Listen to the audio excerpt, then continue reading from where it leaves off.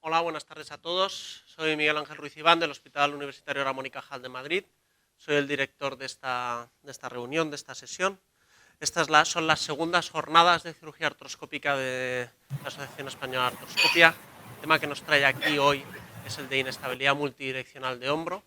Y tenemos un grupo de panelistas bastante grande y de bastante prestigio. Quiero presentarles, por supuesto, primero a los que estamos aquí en esta mesa.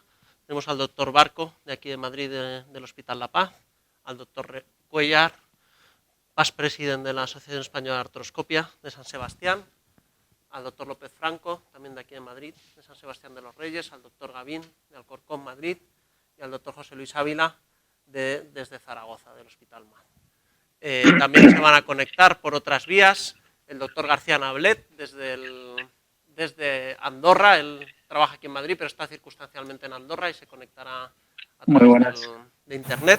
Y también tenemos un grupo de ponentes internacionales de Latinoamérica que van a participar con nosotros en la discusión. Tenemos al doctor Marco Acuña, de México, al doctor Alberto Martínez, de Colombia, al doctor Pablo Narbona, de Argentina, y por último también al doctor Felipe Toro, desde Santiago de Chile. Sin más, la estructura de esta mesa va a ser una serie de presentaciones cortas durante la primera hora y luego tendremos un tiempo suficiente de aproximadamente 1 hora y media para establecer una serie de puntos de discusión e intentar llegar a un consenso en este tema tan complejo como es la inestabilidad multidireccional de hombro. Bueno, gracias Miguel Ángel por la invitación. Un saludo a los que estáis aquí presentes, a los que estáis más allá, allende los mares también. Mi presentación básicamente se trata de intentar correlacionar lo que consideramos inestabilidad multidireccional con los hallazgos fisiopatológicos. A mí me gusta esta presentación, esta clasificación patoanatómica de Stanmore. Es el triángulo de Stanmore y básicamente se divide en 3 polos. Digamos que hay un polo que es aquellas lesiones traumáticas estructurales, en otro polo están las lesiones atraumáticas y estructurales, que generalmente ocurren en pacientes que presentan subluxaciones recurrentes sin traumatismo o por sobreesfuerzo, y otro polo en el que nos encontramos pacientes sin lesiones estructurales con anomalía en el patrón de función muscular, y estos pacientes tienen generalmente subluxaciones posteriores recurrentes y atraumáticas. Importante es que una vez que uno está establecido en un polo, puede progresar a otro polo, y esto es importante para el seguimiento y la evolución de los pacientes. Pero generalmente los pacientes con multidireccionales suelen presentar hiperlaxitud asociada, es el paciente típico, y estos pacientes presentan anomalías capsulares, labrales, anomalías de la función muscular y anomalías del tejido conectivo.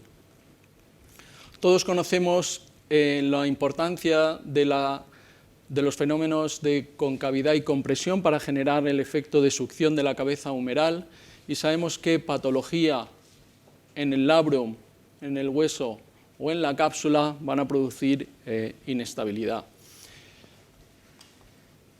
En cuanto a las alteraciones capsulares, hay un aumento del volumen del bolsillo capsular inferior con una cápsula redundante. Puede haber alteraciones en la inserción. Aquí tenemos una inserción tipo 1, pero podemos tener inserciones a lo largo del cuello, alejándose de la glena, y también esto se ha analizado que hay una alteración en la propiocepción de la cápsula, es decir, que la cápsula tiene un elemento mecánico al final del movimiento, de restricción de movimiento, y un fenómeno de propiocepción. Y estos pacientes tienen afectados estos 2 tipos de función. Cuando se hacen análisis de estos tejidos, se observa que hay un incremento en el área y en la densidad de elastina, una alteración en el tipo y distribución de colágeno, y obviamente lo vemos con más frecuencia en pacientes con colagenopatías, típicamente Ehlers-Danlos y asociados. Esta es una escala de Beighton en el que analizamos, no sale perfectamente como debe, pero bueno, hiperextensión de codos, hiperextensión de la metacarpofalángica, el poder tocar con las palmas los pies, la flexión del pulgar hacia atrás y el hiperextender las rodillas, y damos un punto a cada uno, es decir, como tenemos 2 pulgares, pues un punto por cada uno, tenemos 2 codos, un punto por cada uno. Hay una escala de hipermovilidad de Brighton, que es la que os presento aquí, no sale el enunciado, y con un criterio, con una escala en de Brighton de más de 4, es un criterio mayor. Si además uno tiene 2 criterios menores, por ejemplo, haber tenido artralgia o tener estrías en la piel, pues uno tiene un síndrome de hipermovilidad, y esto se ha visto que es un factor de riesgo para padecer inestabilidad. También es controvertido el rol del intervalo rotador, que es el espacio que hay entre el subescapular y el supraespinoso. Se ha visto que el efecto mecánico del intervalo rotador es disminuir la traslación inferior, como demostró Harriman en sus estudios, y también la posterior. Parece que ayuda a mantener la presión intraarticular, y cuando se sutura aumenta la tensión del ligamento glenohumeral superior, reduciendo esa traslación inferior y posterior. Sin embargo, cuando se mide esto en pacientes en artrorresonancia, no está tan claro que haya una distensión de este tejido. También es controvertido el efecto que tiene sobre la traslación, y tiene efectos sobre la rigidez, y ya sabemos que artroscópicamente esto es lo que hacemos, y en cirugía abierta, sin embargo, esto es lo que hacía Harriman, o sea que no es exactamente la misma cirugía. Aquí había un vídeo en el que se observa el típico labrum hipoplásico, se veía en la fotografía previa, y se veía también una rotura, una fisura radial. No es típico que veamos lesiones de Bankart, pueden ocurrir en este tipo de pacientes, pero sí que vemos que con el tiempo pueden desarrollar, por esa traslación sucesiva, fisuras radiales a nivel del labrum anterior o del labrum posterior más típicamente. Muy importante la función del manguito para darle estabilidad y movilidad. Es muy importante que el par de fuerza sea equilibrado. Este es un diagrama de Jobe para que el hombro funcione bien, de forma estable en todo su recorrido de movimiento. Cuando el manguito rotador se activa de forma asincrónica, se pueden producir inestabilidades. Se ha visto que el tratamiento conservador y quirúrgico puede mejorar el control muscular, y esto se mide con unos electrodos de superficie. Existen también métodos para tratar estos pacientes usando una especie de marcapasos funcional para activar la musculatura del supraespinoso y el infraespinoso, y parece que esto mejora los resultados en los pacientes hiperlaxas con inestabilidad funcional, y esto es una prueba de que algo pasa con los músculos también. Hay otros factores. Estos pacientes presentan hiperactivación del dorsal ancho, protracción escapular, rigidez del pectoral, rigidez del trapecio superior también. Es importante también que si tenemos una base inestable sobre la cual se ancla la glena, si la escápula es inestable, obviamente es más difícil. Es como si yo me pongo la pata coja encima de un balón, ¿no? Si me pongo la pata coja en el suelo, yo lo controlo, pero si me pongo encima de un balón me hace mi trabajo más difícil, con lo cual el manguito suele sufrir mucho, y a veces se confunden estos pacientes por dolores subacromiales. La escápula está protraída con un aumento de la rotación interna, y cuando elevan estos pacientes no tiene rotación hacia arriba, y estos pacientes, y con la contracción del dorsal ancho, pues no controlan el brazo en el espacio. Se ha observado en todos estos trabajos que hay una alteración en las generaciones de señales desde las musculares, bien porque la señal está retrasada o porque genera una respuesta muscular inadecuada. Hay una alteración en los patrones de activación muscular, y hay una disminución en la precisión de las tareas del miembro superior controlado con pacientes sanos. En resumen, tenemos anomalías capsulares, anomalías labrales y anomalías de la función muscular. Lo que quedará por discutir es que no todos los pacientes tienen estas 3 alteraciones, que uno puede empezar con una anomalía capsular y progresar a tener una anomalía labral, y a progresar y a tener una anomalía de la función muscular, y es un poco lo que veremos a lo largo, espero, de las charlas. Muchas gracias. Muy bien, muchísimas gracias, Raúl. Un saludo a todos los que estáis allí. Siento no poder estar allí con vosotros. Y un saludo sobre todo a los que están al otro lado del océano conectados, pero también a todos esos que están en sus casas un viernes por la tarde aquí en España, que es algo bastante duro.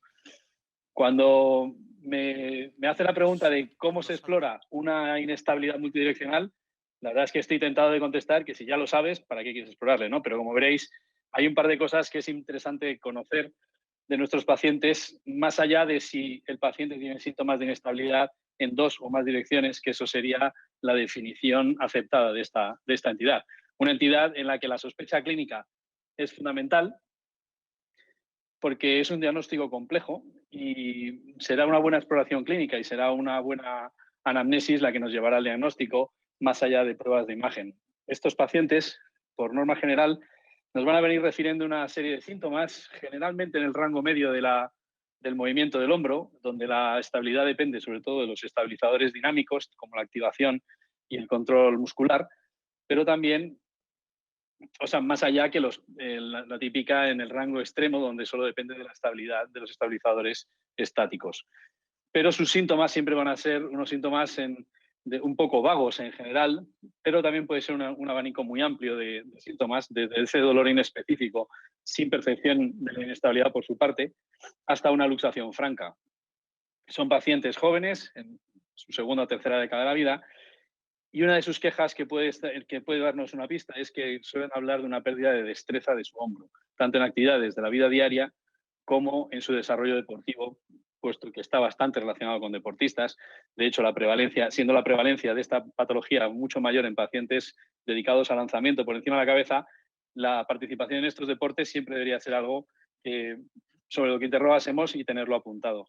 Pero siendo un foro docente como me gustaría sentar o dejar claros unos conceptos que, por sorprendente que parezca, están muy entremezclados entre ellos y están confundidos tanto en literatura como en nuestras comunicaciones de forma habitual, por el uso habitual que hacemos de ellos y que pueden llevar a confusión. Y es que la inestabilidad, la laxitud y la luxación no son términos sinónimos, ni mucho menos. Claro que están relacionados y sobre todo en esta patología, pero la inestabilidad es un concepto clínico que representa la aparición de unos síntomas que nos tiene que contar el paciente. Nosotros se los podremos provocar durante la exploración, pero al ser síntomas nos lo tiene que contar. La laxitud no es más que un concepto anatómico en el que existe un mayor rango de movilidad articular, que per se no es ningún tipo de patología. Pero la hiperlaxitud generalizada que nos interesa a nosotros, como ha dicho Raúl, es otro concepto en el que tienen que estar afectadas más articulaciones. Y la luxación, pues no vamos a hablar de ella, pero eso está bastante más claro. Dedicados a la exploración de la inestabilidad, porque tú te enfrentas a un paciente con sospecha de inestabilidad, tenemos que tener claro que no es tan importante como saber si se le va en una dirección o en dos direcciones o en más direcciones al paciente. Sobre todo en este tipo de pacientes nos interesa saber si existe asociado una de estas dos entidades que desde luego nos van a modificar mucho nuestra actitud frente al paciente y van a afectar mucho a su evolución, como son la aparición de hiperlaxitud o la aparición de una disquinesis escapulotorácica. Así que nuestra exploración de cualquier inestabilidad la fundamentaríamos en estos tres pilares, en la detección de estas tres situaciones. Empezando por la detección de la inestabilidad, nuevamente buscaremos síntomas que aparezcan en dos o más direcciones, inferior, anterior y posterior son las más típicas, lógicamente, y ahí hemos debido estar muy atentos en la exploración clínica porque a lo mejor ya nos ha dado datos importantes el paciente. Por ejemplo, si cargar bolsas le molesta en la zona axilar, con sensación incluso puede llegar a tener hasta disestesias por tracción del plexo, puede ser una inestabilidad inferior. Si es al lanzar, puede ser una inestabilidad anterior, o ese paciente que empujando puertas o haciendo flexiones siente síntomas en la zona posterior, puede ser una inestabilidad posterior. Conviene nuevamente recordar, permitirme que insista, que realizando nuestros test, un test de laxitud positivo no se puede registrar como como una inestabilidad. Asimismo, cuando lo que produce es dolor, debería notarse como doloroso, no como inestable, siendo la aparición del síntoma más fiable para que podamos anotarlo como una inestabilidad, como un signo positivo de inestabilidad, la aparición de la aprensión. Estos tres test se han dicho o están descritos en la literatura como los más sensibles para detectar la multidireccional y son el sulcus, tanto a 0 grados para detectar el defecto capsular inferior axilar, como a 90 grados para detectar si participa o no el intervalo rotador. El test de Galley, que es un test de laxitud inferior, por supuesto, si produce síntomas, insisto, sería de inestabilidad. Tenemos que bloquear la escápula y una abducción que supere los 105 grados es positiva, o una diferencia entre los dos hombros de más de 20 grados. Y el load and shift anterior y posterior, que viene a ser un cajón en el hombro, se realiza en supino, el brazo se abduce 90 grados y una ligera flexión para colocarlo en el plano de la escápula. Ahí realizamos una compresión axial para ajustar la cabeza a la glena y ahí, en esa posición ya empezamos a hacer el cajón anterior y posterior para valorar el desplazamiento de la cabeza sobre la glena, y también se podría realizar hacia inferior buscando los tres. Pero como es una inestabilidad, por supuesto, utilizaremos el test típico que todos conocemos, el test de aprensión y recolocación, con, si queremos, la maniobra del sobresalto o de la sorpresa. Sabéis que se realiza para la anterior en 90 grados, con abducción 90 grados, rotación externa hasta que aparezcan síntomas que desaparecen al comprimir la cabeza por delante, y al soltar todo el paciente refleja esa sorpresa, esa aprensión, ese susto que le da, confirmando esa inestabilidad. Se puede valorar en la parte posterior, en la misma posición de supino, pero con el brazo en aducción, y la compresión se hace hacia posterior y rotación interna. Si queremos valorar la zona posterior del labrum, tenemos dos test que se han dicho que son sensibles y son específicos, tanto el jerk para la parte más posterior, que se valora más en el plano horizontal, y el Kim test, que se valora en un plano más oblicuo de compresión hacia abajo para valorar la parte inferior de ese labrum. La exploración bajo anestesia no es algo que esté recomendado, no aporta ningún valor diagnóstico a esta patología, salvo que ya tengamos al paciente en quirófano, ya hayamos decidido que es quirúrgico, entonces sí es mandatorio revisar el grado de desplazamiento que tiene ese hombro y las direcciones en las que se va. Sobre todo esos pacientes en los que por excesivo miedo o por mucho dolor no hemos podido valorarlo claramente en la consulta. Pero llevarle directamente a quirófano solo para valorarla no tiene ningún sentido. Una vez ya hemos detectado esa inestabilidad y que se le va en dos o más sentidos, ya tenemos clasificado como que es una inestabilidad multidireccional, pero queremos saber si es preocupante o no. Por tanto, necesitamos saber los criterios de hiperlaxitud, que como os he dicho hasta ahora solo hemos valorado si es laxo el hombro patológico, y eso no le convierte en hiperlaxo. Le convierte en hiperlaxo, como bien ha dicho Raúl, los criterios de Dayton, que son unos criterios específicos y muy claros para detectar la hipermovilidad, o los que preferimos usar nosotros, que son los del Hospital del Mar, de aquí, de Barcelona, publicados por el doctor Bulbena y su equipo, no solo porque sean de aquí, sino porque además añaden un ítem de valoración a nivel del hombro, que es esa hiperrotación de más de 85 grados, que también es significativa y se ha relacionado con la inestabilidad. Los otros que están relacionados con la laxitud del miembro superior sería el codo, con una extensión de 10 o más grados, la quinta metacarpofalángica, que se puede extender más allá hasta los 90 grados, y en la distancia entre el pulgar y la cara volar del antebrazo de 2 centímetros o menos, con la hiperrotación externa que hemos comentado. Por último, nos quedaría detectar si el paciente sufre una disquinesis escapulotorácica, cosa que va a influir bastante. En esta situación, valorar los indicadores estáticos de la discinesia yo es algo que ya no hago, no aportan valor, no consiguen distinguir entre pacientes sintomáticos y asintomáticos. Sí conviene reflejar un poco o valorar un poco la posición de las escápulas, pero desde luego los que son determinantes son los test de valoración dinámica, que son modificadores de los síntomas. El paciente tiene un síntoma que tú le puedes mejorar o incluso hacer desaparecer con el test. Esos nos indican que tiene una clara relación con el problema del paciente y que debemos de tratar al paciente de acuerdo a esta aparición o no, porque eso modificará su evolución claramente, sea o no quirúrgico. Estos test, la disquinesis, son el test de activación escapular. Es un test sencillo en el que el paciente marca haciendo antepulsiones el punto donde empieza sus síntomas o el punto máximo de elevación. Y lo que hacemos nosotros, sosteniendo el borde medio de la escápula, es ayudar al arrastre alrededor del tórax de la escápula, en lo que el paciente nota una clara mejoría de sus síntomas o una elevación más allá anterior.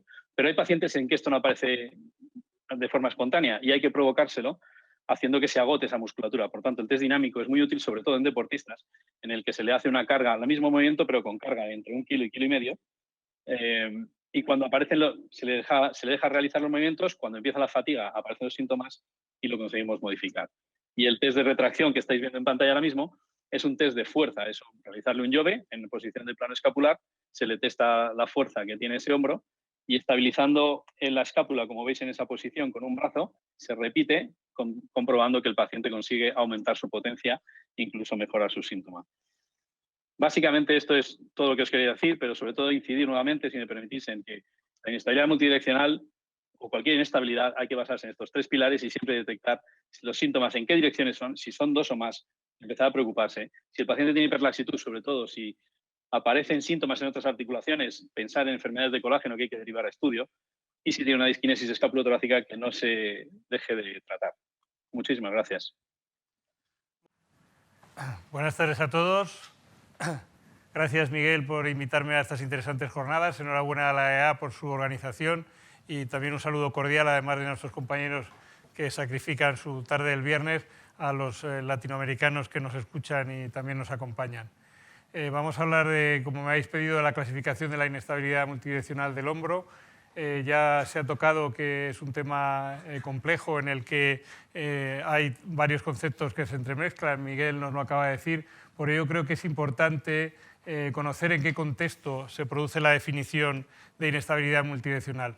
Nos tenemos que remontarnos mucho. Son Neer y Foster los que, sin pretender establecer una clasificación, llaman nuestra atención sobre la presencia de una redundancia capsular que ellos encuentran que no corregirla condiciona un mayor porcentaje de fracaso al realizar lo que en aquel entonces se hacía fundamentalmente, que era la reparación de la lesión de Bankart abierta en aquel entonces. Aquí es donde nace el tema de inestabilidad multidireccional. Ellos la acuñan y, sin embargo, de todas maneras, es corregida, este concepto es corregido porque evidentemente Neer de lo que habla fundamentalmente es de la presencia de una redundancia capsular generalmente inferior y describe el test de aprensión que nos ha descrito Miguel, pero no solamente el test de aprensión anterior, sino fundamentalmente el test de aprensión en dirección inferior. Por eso, normalmente él encuentra inestabilidades anteriores e inferiores, posteriores e inferiores. Realmente la presencia de verdaderas inestabilidades multidireccionales, yo desde lo personalmente, después de muchos años, no he encontrado demasiados hombros que se salgan tanto por delante como por debajo como por detrás, salvo importantes lesiones de colágeno, enfermedades Ehlers-Danlos o alteraciones de origen neurológico.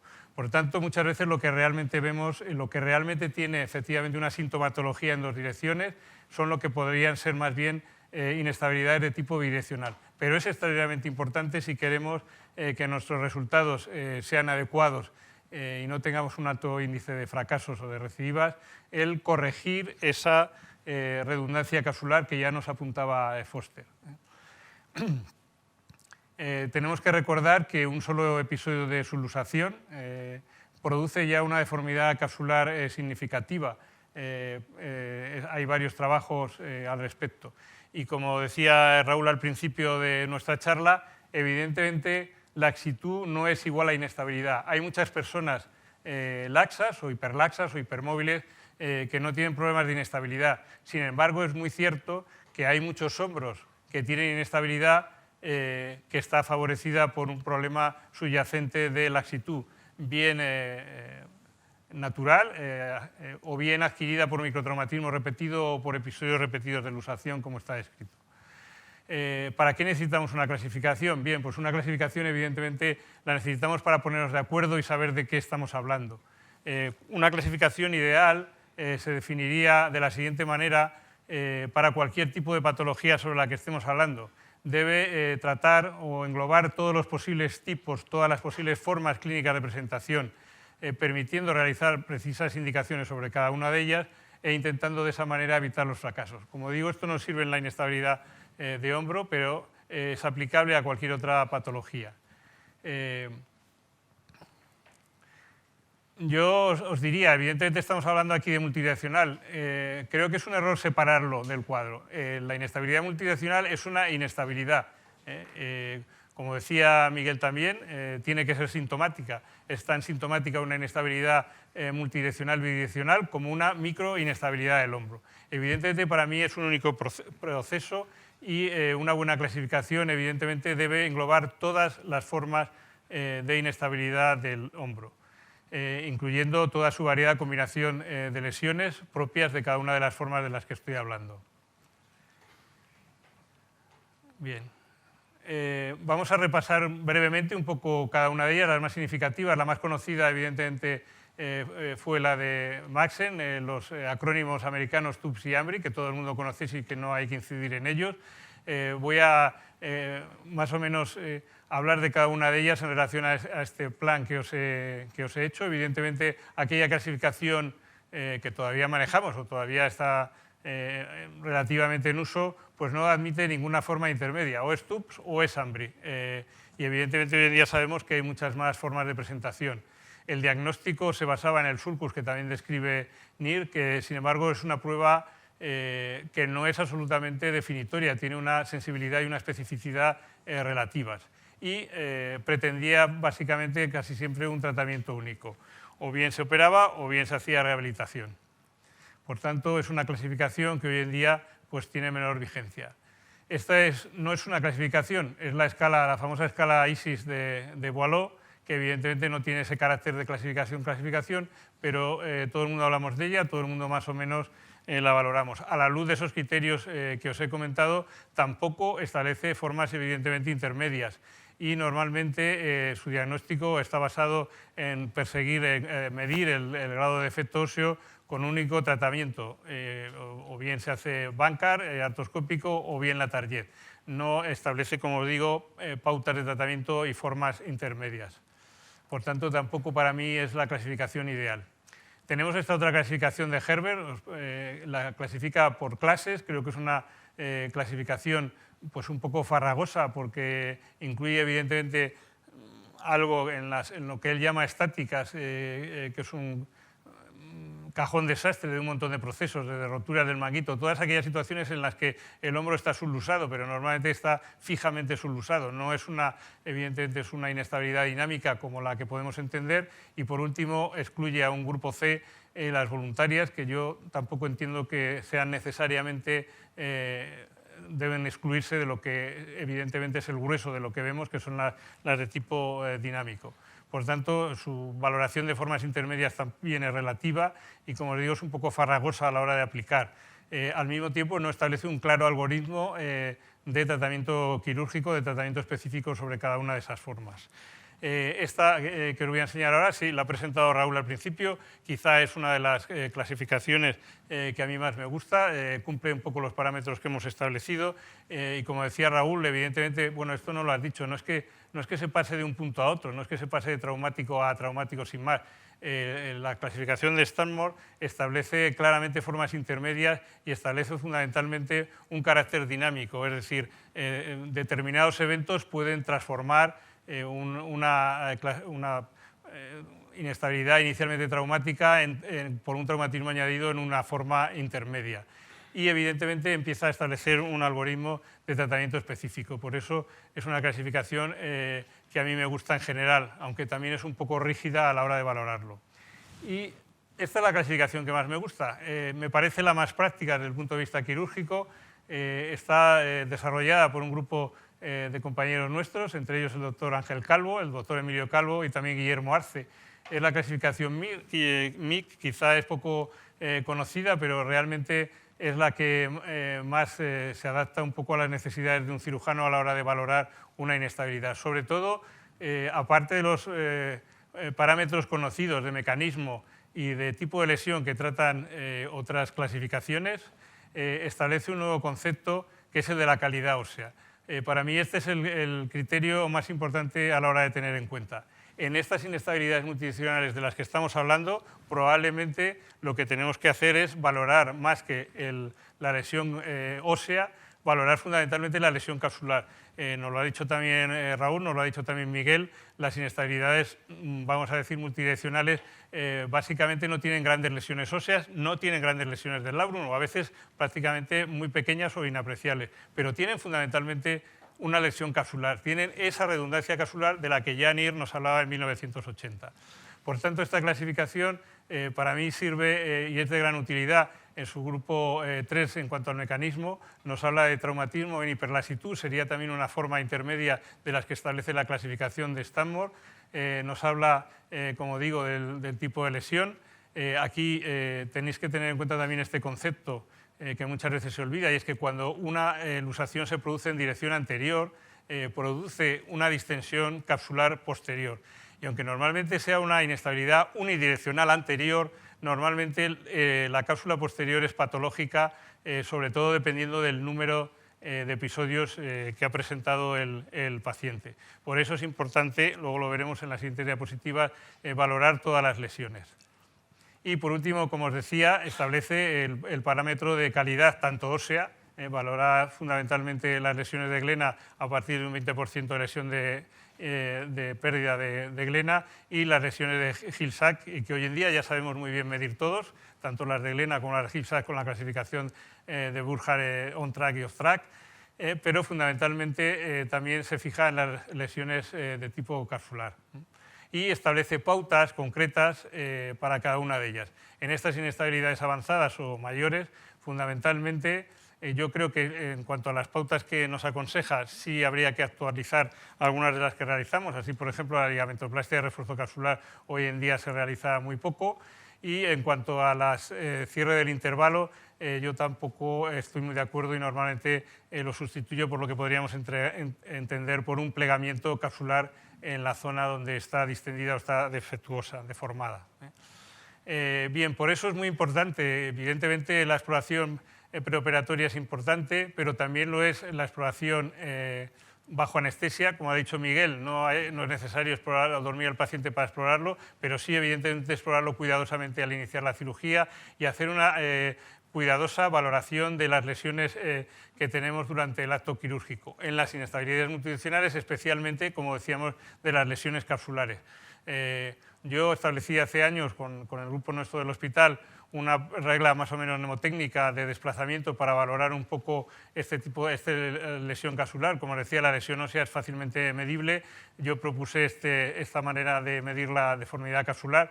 No es la primera vez que se hablaba de ello. Lo hizo Caspari y lo hizo también la FOS, aunque no describieron los tipos y no hicieron una valoración de la especificidad como podéis encontrar en ella.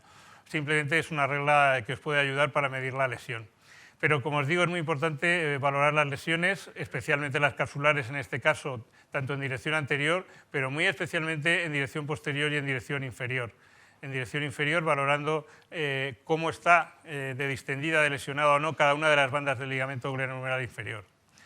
Como conclusión, como os decía, para mí la inestabilidad de hombro es un único proceso, aunque tiene una gran variedad de formas, desde la microinestabilidad hasta la inestabilidad multidireccional y una variedad de combinación de lesiones. La clasificación MIG que os proponía es la que más me gusta, como os decía, desde el punto de vista quirúrgico, una vez que ya has decidido que vas a operar al paciente, es la que más me gusta porque creo que engloba todos los tipos y establece precisas indicaciones para cada uno de ellos, con lo cual normalmente podemos evitar fracasos.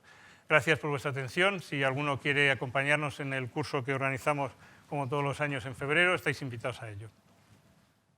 Gracias por la invitación a la EA, Miguel.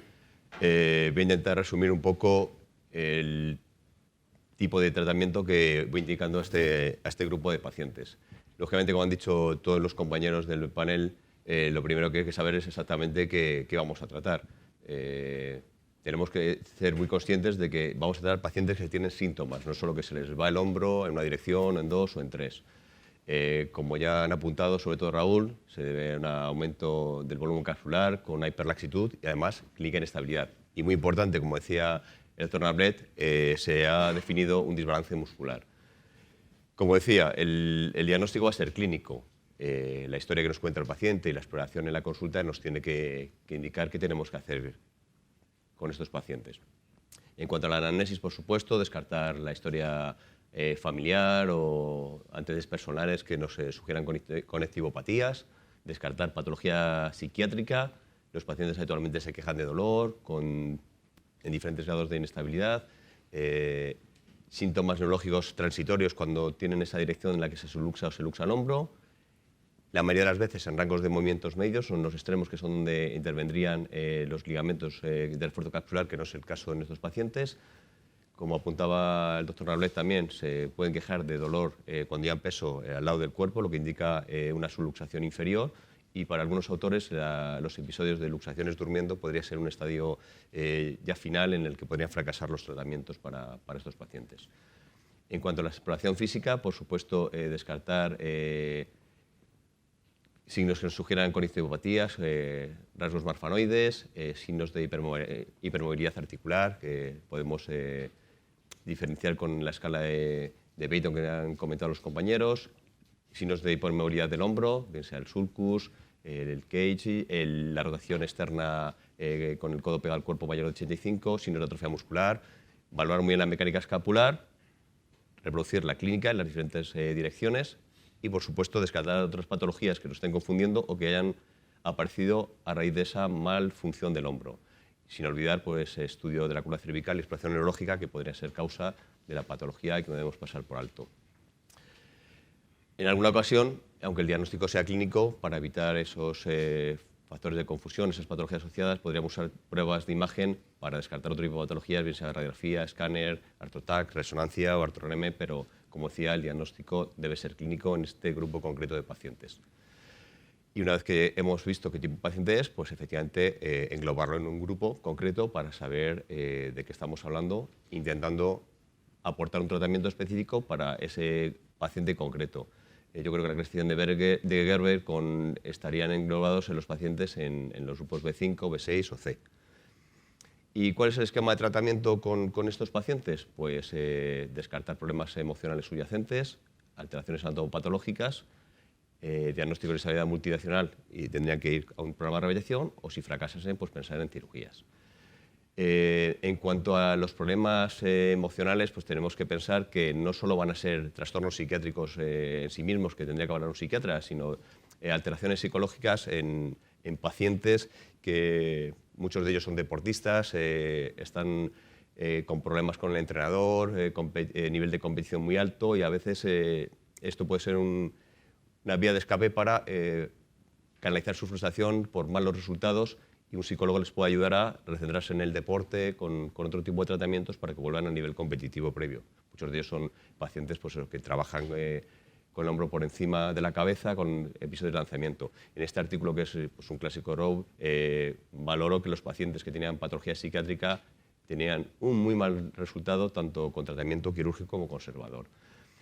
Y en los estudios de toda índole pues, se ha apreciado que los pacientes con lasitud capsular significativa pues, presentan una propiocepción mala, o sea que habrá que tratar eso.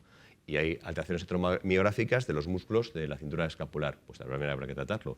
¿Para conseguir qué? Pues que los pacientes consigan una máxima estabilidad dinámica, una buena posición de la escápula, mejorar la propiocepción y el control neuromuscular en los rangos medios de movimiento, que es donde tienen esa clínica, que son básicamente las actividades de la vida diaria. ¿Cómo podemos tratar estos pacientes? Pues como clásicamente decía el doctor Cuellar, en el grupo TAPS eran tratamiento rehabilitador siempre. Se hicieron muchos tratamientos rehabilitadores, muchos protocolos diferentes con unos resultados poco reproducibles o difícilmente de confirmar que eran aceptables.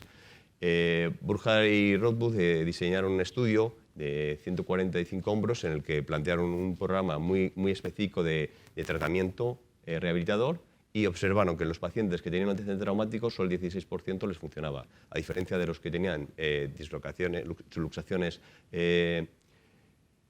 atraumáticas, en los cuales el 80% mejoraban con este tratamiento. El programa consistía en dos fases, una fase con bandas elásticas de progresiva resistencia, cada una de 2 o 3 semanas, hasta que cambiaban de diferente goma de más presión. Esto es el tipo de ejercicio que aparecen en su trabajo.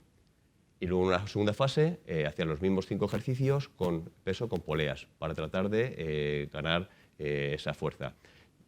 Posteriormente se dieron cuenta que añadiendo ejercicios para potenciar serrato anterior, romboides, conflexiones de pared de suelo, trapecio y elevador de la escápula, pues mejoraban esa disquinesia escapulotorácica que también implicaban con este tipo de pacientes, ¿vale? Este sería el esquema de tratamiento con las poleas, las flexiones. Y más recientemente, el grupo de Watson desarrolló un trabajo para comparar el esquema de tratamiento rehabilitador que había propuesto Burkhardt. De hecho, realizaron un ensayo clínico aleatorizado para ver cuál de los dos tratamientos era más adecuado. ¿Qué ventajas tiene el programa de Watson? Pues que tratan primero de valorar cuál es el problema del paciente, en qué plano del espacio se le da más el brazo. Ven con estudios de movimiento y de resistencia si tiene problema de escápula, Y lo primero que hacen es, una vez identificado ese problema, el fisioterapeuta estabiliza la escápula, repiten las mismas pruebas de movilidad o de resistencia y ven si les ayuda. Si es así, empiezan con una primera fase en la que trabajan la escápula, desarrollando la musculatura para que se estabilice la escápula y centre la cabeza del húmero, con ayuda del fisioterapeuta, y más tarde ganar un arco de movimiento en el plano de la escápula de 0 a 45 grados. Esto se ayudan con una cuerda que se ata a la escápula y que la centra a la vez que realizan los ejercicios. Si esto va bien, pasa a una segunda fase en la que ya hacen un desarrollo de la musculatura de la parte posterior del hombro. La ventaja que tiene con respecto al programa de Burkhardt es que no es secuencial y es diferente para los pacientes en función del tipo de deporte que van a hacer, deportes de lanzamiento, y pueden ir saltando de una fase a otra. La segunda parte del artículo que escribieron estos autores pues, son los 4 puntos diferentes en los que ya van haciendo un trabajo específico según el deporte o la profesión del paciente concreto. Y en resumen, el esquema de tratamiento que yo sigo consiste en descartar problemas emocionales del paciente que requerían un tratamiento psicológico-psiquiátrico, alteraciones anatomopatológicas que, si están relacionadas con la clínica que cuenta el paciente o que hemos detectado en la exploración, habría que tratarlas desde el punto de vista quirúrgico, y si ha diagnosticado una inestabilidad multidireccional no voluntaria o voluntaria tras un tratamiento psicológico exitoso, se incluiría en un programa de rehabilitación específico. Y ya, como contará después el doctor Gavín, si eso fracasa, habrá que plantear algún tipo de cirugía. Muchas gracias. Bueno, pues casi nos lo ha dicho ya el doctor López Franco. El tratamiento de elección en la inestabilidad multidireccional está claro que es el tratamiento conservador. Y cuando el tratamiento conservador fracasa, pues nuestro alma de cirujano lo que nos pide ya directamente es plantear un tratamiento quirúrgico. Pero yo siempre digo que ante ese fracaso, antes de dejar prevalecer nuestro afán quirúrgico como cirujanos que somos, lo que deberemos plantear claramente es si ese tratamiento conservador ha estado bien realizado. Ya nos han explicado los protocolos de Watson del tratamiento conservador, y la realidad es que muchos servicios de rehabilitación o de fisioterapia no realizan un buen tratamiento conservador a nuestros pacientes. En muchos centros de trabajo la conexión entre rehabilitadores y fisioterapeutas y cirujanos no es la ideal, y los pacientes llegan a nuestras manos diciendo que ya han hecho un tratamiento rehabilitador y muchas veces no nos cuestionamos si ha estado bien realizado. Una vez sepamos que ese tratamiento verdaderamente ha estado bien realizado, ese tratamiento conservador o rehabilitador en nuestros pacientes y bien enfocado con las pautas que marcan los patrones de Watson que nos han dicho, entonces sí podremos plantear el tratamiento quirúrgico de nuestros pacientes. Y la indicación sería esa. La indicación no es más que el fracaso del tratamiento conservador. Si intentamos marcar indicaciones más particulares, son difíciles. Ya nos ha dicho el doctor Cuéllar que hay diversas clasificaciones de la inestabilidad en general y no llega a haber un estándar oro, aunque a unos les guste más una que otra, en cuanto a la definición, los criterios diagnósticos o los diferentes tipos de inestabilidad que hay, ¿no? Clasificaciones que ya nos han nombrado, como las de Stan Moore, pues reseñan muy bien el origen multifactorial de la inestabilidad. Las inestabilidades las pueden situar en cualquiera de los 3 polos o incluso se pueden situar en subgrupos entre los polos, pero a la hora de marcar indicaciones los límites entre un grupo y otro son límites muy borrosos, y a la hora de intentar hacer algo didáctico en cuanto a la indicación de la cirugía de la inestabilidad multidireccional no es fácil. Tiene el pequeño efecto además de que no hace referencia a esta clasificación al sentido anterior, posterior o inferior de la inestabilidad, ¿no? Clasificaciones como la FEDS, yo creo que es un buen patrón de anamnesis de nuestros pacientes. Se basa en lo que nuestros pacientes nos cuentan en cuanto a frecuencia, etiología, dirección y severidad. Obvia un poco lo que llamaríamos inestabilidad multidireccional, porque interroga a nuestros pacientes sobre todo cuál es el sentido principal de la luxación. No hace referencia a lesiones estructurales, no hace referencia al dolor como un síntoma de inestabilidad, y obvia también la inestabilidad multidireccional. Otras clasificaciones como la MIL que nos ha comentado el doctor Cuéllar, es difícil también hacer un algoritmo de tratamiento. Es decir, no es sencillo porque no tenemos una clasificación FETEN. Para intentar hacer algo lo más docente posible, pues posiblemente la clasificación de Herbert nos puede valer, ¿no? En esta clasificación habría 4 subgrupos de pacientes en los cuales podríamos tener una inestabilidad multidireccional. Y es importante a la hora de revisar las indicaciones no confundir esto, porque muchas de las series o bastantes de las series publicadas en la literatura sobre tratamiento de la inestabilidad multidireccional verdaderamente están hablando de inestabilidades unidireccionales con hiperlaxitud. Ya nos ha explicado Miguel García Nablet que no es fácil o es fácil confundir la hiperlaxitud con la inestabilidad, ¿no?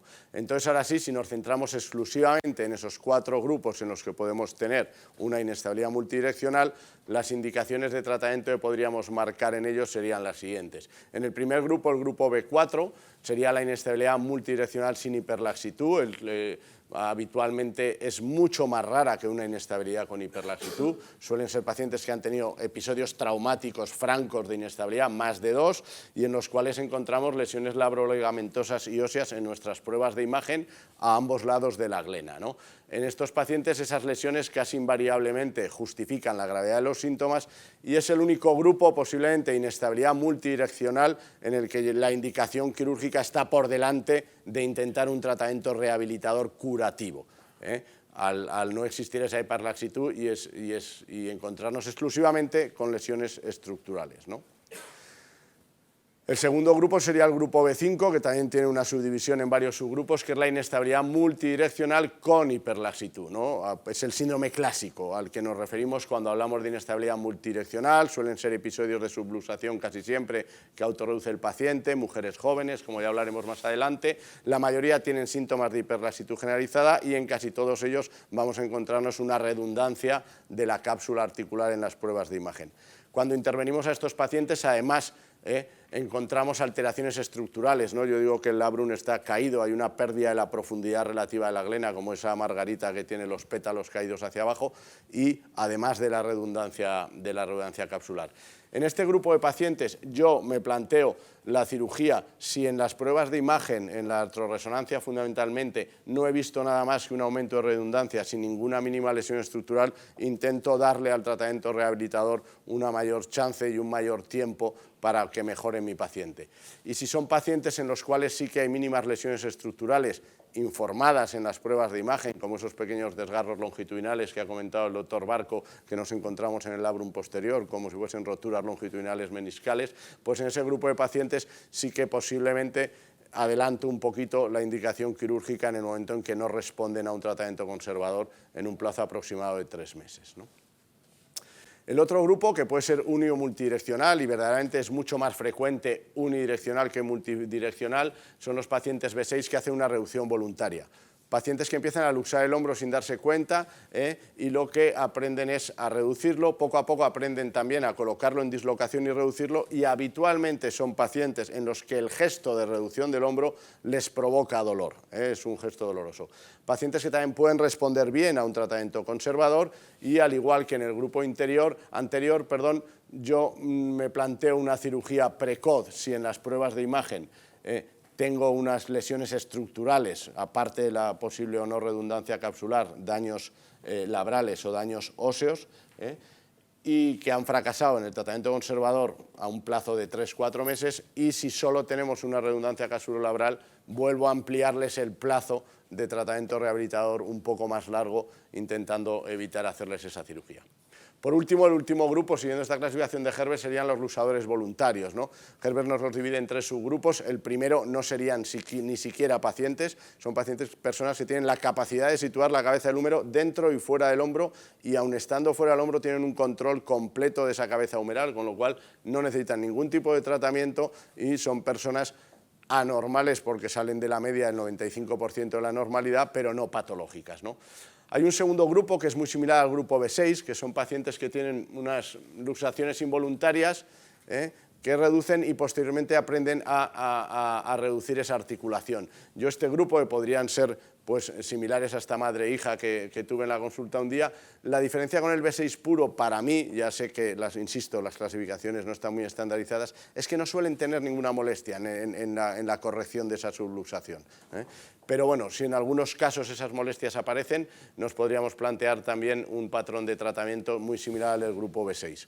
Si hay lesiones estructurales, el fracaso del tratamiento conservador a los 3-4 meses nos puede plantear una cirugía, y si no hay lesiones estructurales, pues esperar a los 6 meses. Y el tercer grupo, que serían esos pacientes, como hemos dicho, que tienen un control completo de su hombro, tanto dentro como fuera de la glena, pero que usan esa capacidad del usar el hombro para enmascarar problemas psiquiátricos y que son pacientes que no deberíamos ni siquiera ver nosotros en la consulta, sino remitir a un psiquiatra, a un psicólogo, ¿no?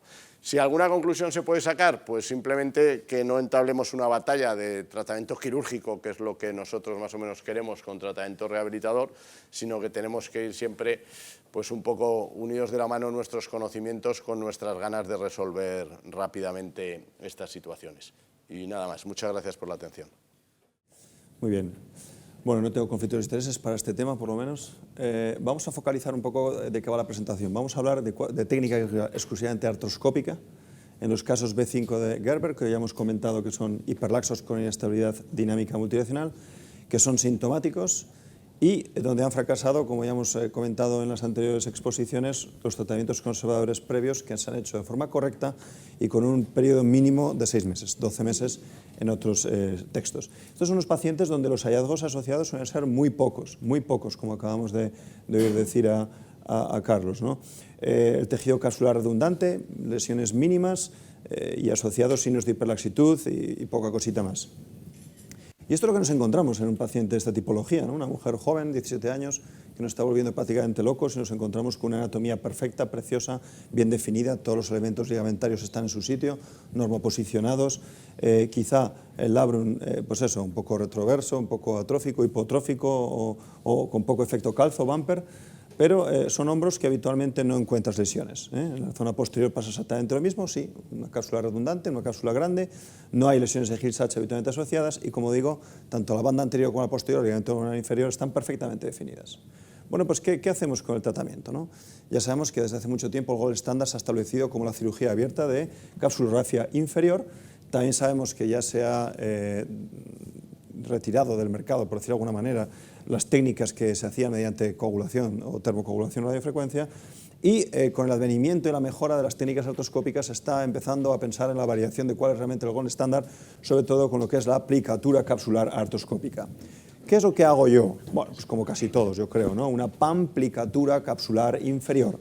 Utilizo 4 puertas, 4 anclajes, 6 suturas, 3 cánulas, cojo aproximadamente 1 centímetro de tejido capsular, que apoyo en labrum que respeto sobre anclajes. ¿Y cómo lo hago? Primero, voy a posterior inferior, un anclaje con 2 suturas a las 7. Segundo, voy a anterior inferior, un anclaje con 2 suturas a las 5.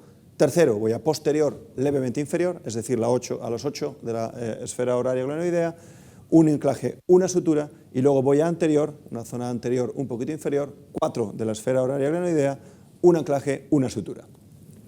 4 portales así es, con el anterior inferior, anterior superior, el posterior y eventualmente el posterolateral tiene que ser más que suficiente. Y utilizo 4 anclajes, pero que utilice 5 o 6 es perfectamente válido, pero pienso que con 4 es más que suficiente para cubrir esta cirugía.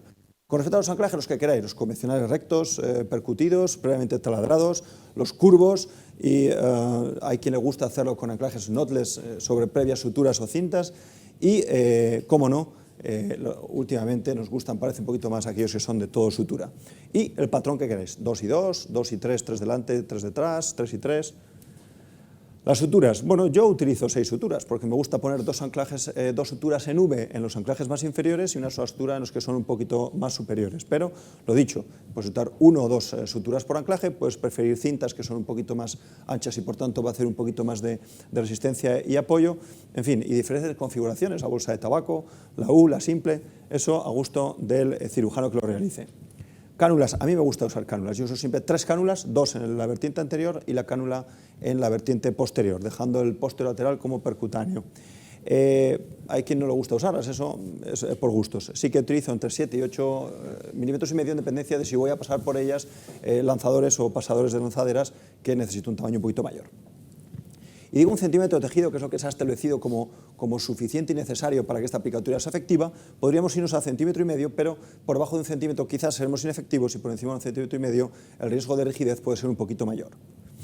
Y por último, esto es muy importante, yo creo que apoyarnos en el tejido labral sano es interesante para conferir resistencia. Lo que queremos aumentar es esa altura, ese efecto bumper, efecto calzo del labrum, pero utilizando anclajes en glena y apoyados sobre el labrum es como más efectivo parece que somos. Otras posibilidades, bueno, hay quien le gusta desinsertar el labrum para poder darle todavía más altura, para poder dar un efecto de más esfericidad a esa glena, pero lógicamente pues tiene unos efectos secundarios asociados, como puede ser ante un fracaso la desestructuración de un labrum que previamente sabemos que es sano, ¿no?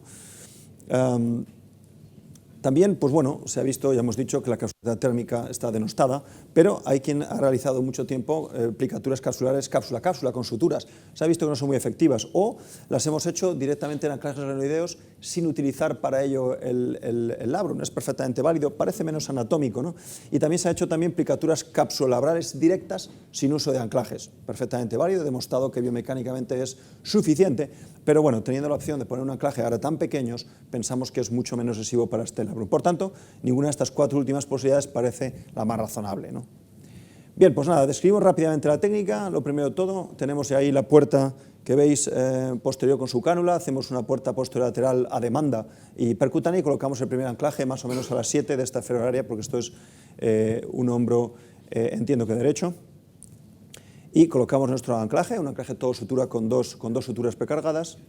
Con nuestro pasador de lanzaderas pues tomamos 1 centímetro de tejido, intentamos ser muy precisos a la hora de pasar entre el intervalo entre el labrum y la glena y a la primera para no lesionarlo, y ahí vehiculizamos la sutura, la pasamos y esa es la maniobra que hacemos con las 2 suturas que yo establezco en patrón V para darle un poquito más de efecto aplicatura a esta reparación más inferior que consideramos todos, pienso, que es la más importante.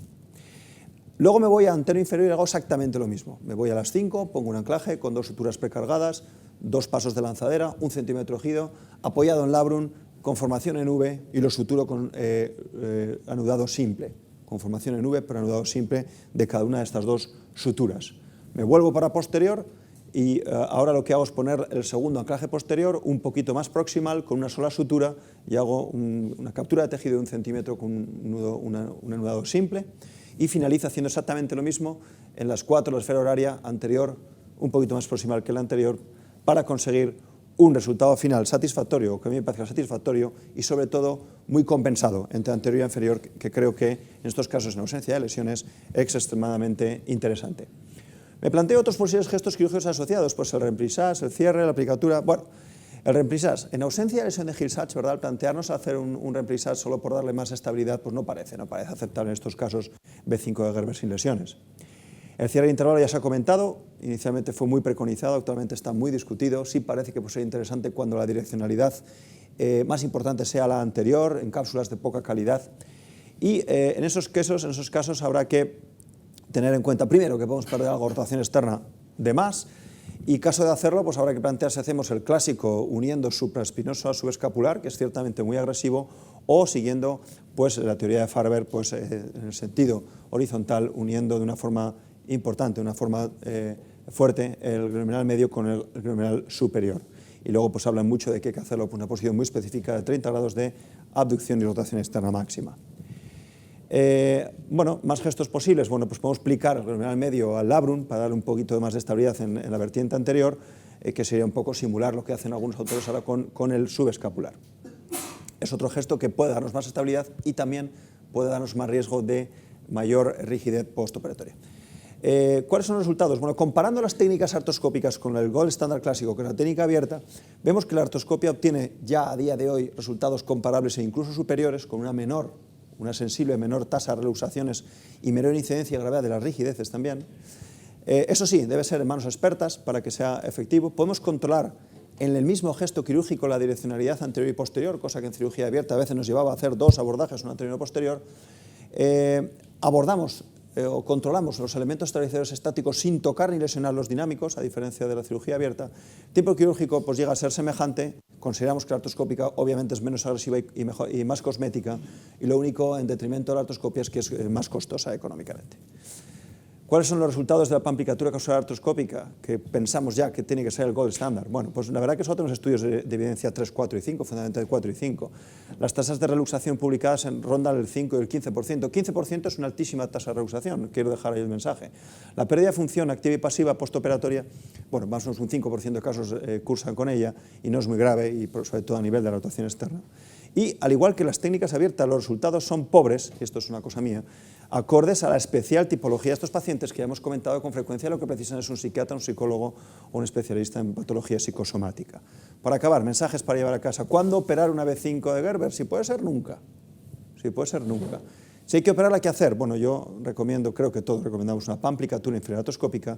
¿Y cómo hacerla? Bueno, pues hay varias opciones, lo hemos comentado, pero tenemos que intentar respetar los tejidos sanos, aumentar la altura labral, disminuir el volumen capsular, retensar los elementadores estabilizadores estáticos y equilibrar, para mí muy importante, la reparación tanto en anterior inferior como en posterior inferior. Muchísimas gracias.